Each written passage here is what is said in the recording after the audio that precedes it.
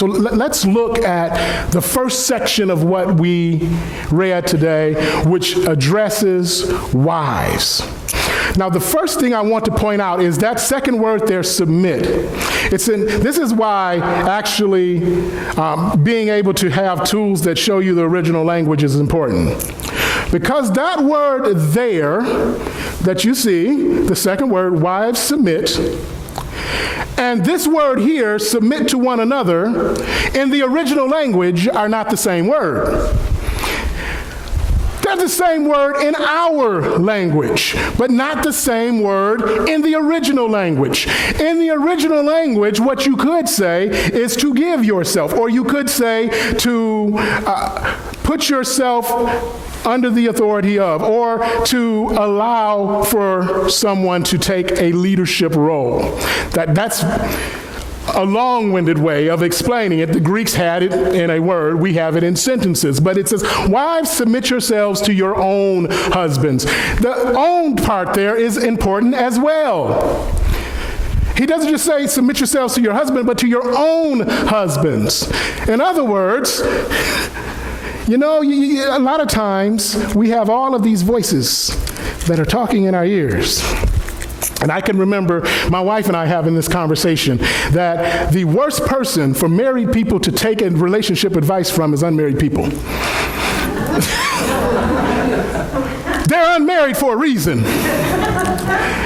Submit yourselves to your own husband. Don't go listening to others about your relationship. Submit yourselves to your own husband as you do to the Lord, for the husband is the head of the wife. There's another word, countercultural, head. See, because when we think of head, we think of someone who is the boss, because that's what it means in our language. In the original Greek, that would have meant responsibility for. So, for the husband, let's read it in our language the way the Greeks would have understood it. Submit yourself to your own husband as you do in the Lord, for the husband has responsibility for the wife, as Christ has responsibility for the church, his body of which he is the Savior. Now, as the church submits to voluntarily gives itself to Christ, so also wives should submit to their husbands in everything. So if you put it in the context of when it was originally being written, this was countercultural even then. Because what is being said is to allow for the husband to take responsibility for the family, to allow for the husband to take responsibility for the well-being of his family, which of course first includes his wife, because the wife was there before any children were there.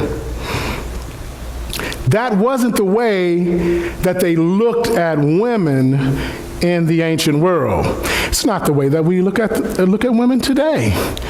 You tell some guys, well, you know, I want you to take responsibility for the well-being of your wife. She can do that herself.